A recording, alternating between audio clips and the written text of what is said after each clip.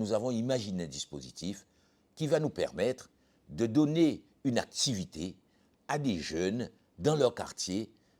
Ça prend le l'argent, 50 € par jour pendant 5 jours.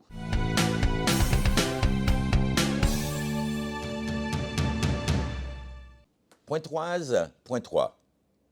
Hier, jeudi 18 juin, s'est déroulé le 3e conseil municipal de la mandature.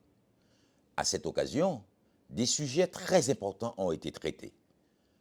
Le PLU, le plan local d'urbanisme, qui relève de la compétence de la ville, aurait pu être transféré à la communauté d'agglo Cap Excellence, mais les élus ont fait le choix de garder la compétence car le PLU est un instrument majeur pour l'aménagement du territoire, de planification de l'avenir du territoire. Point 3. Donc Pointe-à-Pitre a choisi de garder la maîtrise de cette compétence, de garder la main sur son destin. La taxe locale sur la publicité a été également adoptée parce que, comme vous savez, la loi autorise les communes à taxer les grands panneaux, les publicités gigantesques qui défigurent le paysage et permettent d'augmenter les chiffres d'affaires. Donc le législateur a voulu que les communes puissent fixer une taxe qui est somme toute modique quand on voit ce que peut rapporter la publicité. Donc Pointe-à-Pitre, grâce à une étude à laquelle nous avons procédé, va pouvoir entrer environ 300 000 € de taxes sur la publicité dans son budget 2027. Grâce à cette nouvelle recette, nous allons pouvoir envisager de baisser la taxe foncière, de baisser les impôts que seuls 2000 contribuables payent à Pointe-à-Pitre. Donc, si nous voulons baisser l'impôt là, Zoka souffert en bas le fardeau fiscal. Pour nous baisser, il faut nous faire ça qui pas arrêter la pointe, mais qui a fait business la pointe. Laissons monnaie pour la pointe. Voilà ce à quoi sert la taxe locale sur la publicité. L'église Saint-Pierre et Saint-Paul est une de vos préoccupations majeures. Nous savons que vous appréhendez la saison des pluies, puisque quand il pleut, les lapis à tomber, en l'embête là, zoka mouillé. Donc, nous avons confié par maîtrise d'ouvrage délégué à la région Guadeloupe le soin de réaliser les travaux très importants qu'il faut faire pour que l'église redevienne étanche. Pour faire ce projet, la ville bénéficie d'environ 700 000 € de subventions de la part de l'État et du conseil départemental.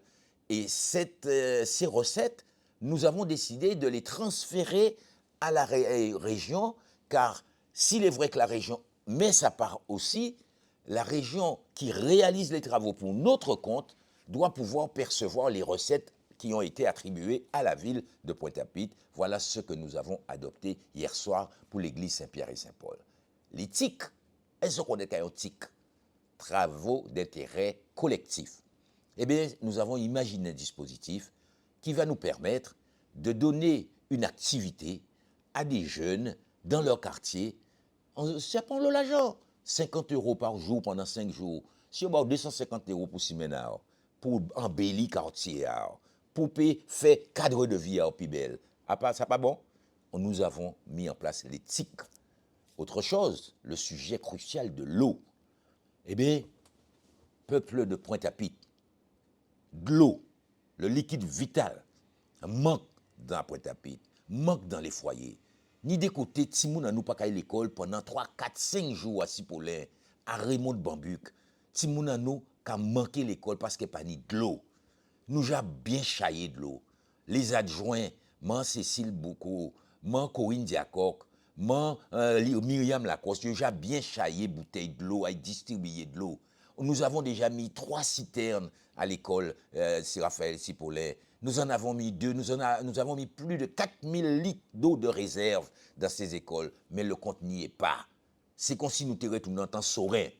Donc nous avons voté une motion, en tout cas nous avons fait une déclaration, après avoir reçu la veille le nouveau président du SMGEAG, M. Henri Yakou, qui est venu nous dire que Pointe-à-Pitre sera un territoire pilote pour expérimenter les nouvelles mesures qu'il compte prendre afin d'assurer la continuité du service public de l'eau et en même temps travailler sur la réfection des réseaux qui sont complètement pourris, noyés par l'eau de mer et qui fait que les commerçants, les résidents sont incommodés par les eaux usées.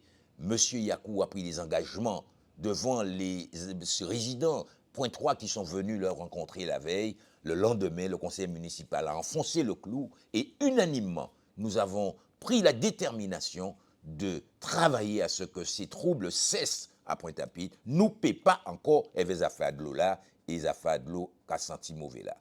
Et enfin, nous avons voté debout, avec acclamation, standing ovation. Un projet est venu nous proposer Luc Renet, dont on ne peut pas douter de son patriotisme et de son attachement à la Guadeloupe. Il nous a proposé de nous associer à un projet de réalisation d'une stèle qui va rendre hommage aux esclaves. Cette stèle en verre trempé va être installée à Bergevin, dans le quartier du cimetière, derrière le cimetière, à côté de la zone artisanale de Bergevin. Cette stèle sera installée là en hommage à nos ancêtres, parce que le commerce triangulaire qui a marqué l'histoire de la Guadeloupe, eh bien, il est temps qu'une image vivante soit posée à Pointe-à-Pitre, et nous remercions Luc Renet de nous avoir fait cette proposition. À l'unanimité, les conseillers ont décidé d'implanter cette stèle afin que régulièrement, tel un rituel, nous puissions penser aux souffrances. Et Luc Renet a raconté cette anecdote, cet arrêté qui a été pris pour avertir les esclaves qu'ils avaient 48 heures pour quitter leur maison et retourner à l'esclavage lorsque, le 16 septembre 1802, Richepense a tenté avec son comparse Napoléon de rétablir l'esclavage en Guadeloupe. Et bien cet endroit, cette stèle, marquera un jour historique. Et c'est pour ça que très fièrement, les élus de Pointe-à-Pitre l'ont adopté debout, avec applaudissements. Voilà le travail que nous avons fait en ce conseil municipal du 18. Nous vous l'avions dit, c'était un mandat pour rétablir l'équilibre, un mandat pour redresser. Eh bien, nous sommes dans le mandat pour transformer. Nous avons fait job là.